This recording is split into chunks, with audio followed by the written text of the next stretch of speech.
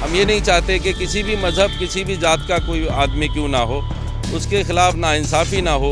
सूबे के मुख्यमंत्री को उठा करके जेल में डाल देना तो ये दर्शाता है कि चुनाव आयोग जो है बेसिकली किसी के लिए काम कर रहा है, ऐसा हम मानते हैं। क्योंकि रमज़ान का मुबारक महीना है, हम लोग अल्लाह के घर से निकले हैं, और अगर कोई गुनाहगार है तो ये हम चाहते हैं हुकूमत से कि उसको बख्शा ना जाए। इस वक्त हम बहादुर शाह जफ़र मार्ग के ठीक सामने एक मदरसा है, मदरसा रशीदिया, उसके सामने खड़े हुए हैं। दरअसल इसी के ठीक सामने शहीदी पार्क है, जहां पर आम आदमी पार्टी के कार्यकर्ता जो है वो अरविंद केजरीवाल की गिरफ्तारी को लेकर विरोध प्रदर्शन कर रहे हैं। और कुछ दूर पे आगे जो है वो बीजेपी के प्रोटेस्ट भी चल रहा है। वहाँ पर उन बीजेपी का आरोप है कि सरकार जो है, आम आदमी पार्टी कार्यकर्ता दिल्ली को रोकना चाहते हैं, और जबकि गिरफ्तारी जो है कानूनन है, ईडी ने रिमांड लिया है, ईडी के पास में सबूत है उसके बाद में।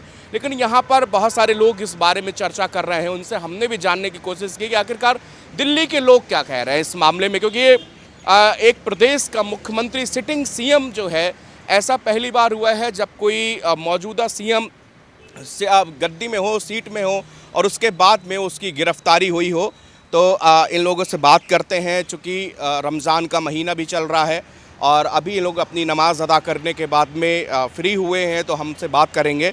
आपका नाम क्या है सर? मेरा नाम मुजफ्फर खान है। मुजफ्फर जी, आपने खबर सुनी जैसे कि ईडी उनके घर में पहुंच गई और फिर 9 साढ़े 9 बजे के तकरीबन उनको गिरफ्तार कर लिया गया, कल उनको रिमांड में भेज दिया गया। इस पूरी घटना को आप किस तरह देख रहे हैं? देखिए, जब से हम पैदा हुए हैं तब से हमने बहुत सारे चुनाव देखे हैं।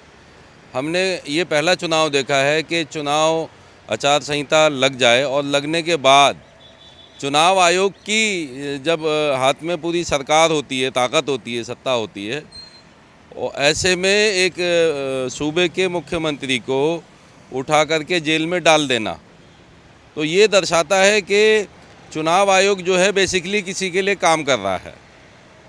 वो सिर्फ कहते हैं कि निष्पक्ष हैं, हम निष्पक्ष हैं तो दिखना भी चाहिए। लोगों के मन में ये सवाल नहीं पैदा होना चाहिए आप निष्पक्ष हैं तो जो भारतीय जनता पार्टी के अंदर जो लोग हैं, या महाराष्ट्र के डिप्टी सीएम है अजीत पवार, उनके लिए कहा था, कितना बड़ा उन्होंने जो है वो घोटाले की बात कही थी, प्रधानमंत्री ने कही थी, और वो उनको गोद में बिठा लिया। फिर उसके बाद पहले उन पर आरोप लगाया, ईडी भेजी। अब बड़ा सवाल ये है कि जिस महिला के कविता के बयान को आधार बना करके अरविंद केजरीवाल की गिरफ्तारी इन्होंने की है, मैं समझता हूँ अभी कल ही खुलासा हुआ है कि उन्होंने ही बॉन्ड दिए थे, उनकी कंपनी ने बॉन्ड दिए थे, तो उनकी कंपनी से पैसा लिया बीजेपी ने, तो और उन्हीं से ये कहलवा दिया कि साहब आप कहो केजरीवाल शामिल है।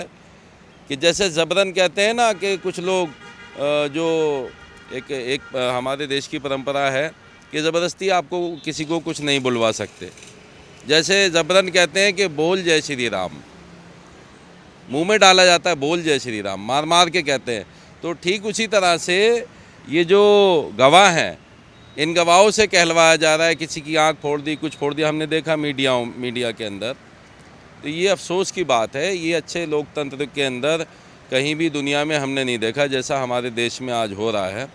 तो अगर ऐसा नया भारत है तो हमें ये भारत नहीं चाहिए, हमें वही भारत चाहिए जहां अमन हो, सुकून हो, ईमानदारी हो, ईमानदार सरकार हो, जो चुनाव आयोग हो वो निष्पक्षता के साथ काम करता हो, चुनाव आयोग किसी की कठपुतली ना हो, किसी बेगुनाह को जेल में ना डाला जाए, ऐसा हम मानते हैं। क्योंकि रमज़ान का मुबारक महीना है, हम लोग अल्लाह के घर से निकले हैं, हम ये नहीं चाहते कि किसी भी मज़हब, किसी भी जात का कोई आदमी क्यों ना हो, उसके खिलाफ नाइंसाफ़ी ना हो, उसे जेल की चारदीवारी में ना डाला जाए, बेगुनाह को ना डाला जाए। और अगर कोई गुनाहगार है तो ये हम चाहते हैं हुकूमत से कि उसको बख्शा ना जाए, वो चाहे किसी भी मज़हब, किसी भी जात का क्यों ना हो, उसको सूली पे चढ़ा दिया जाए, लेकिन बेगुनाहों को, गुनाहगार है तो उसको सख्त से सख्त सज़ा वहाँ पर दी जाए।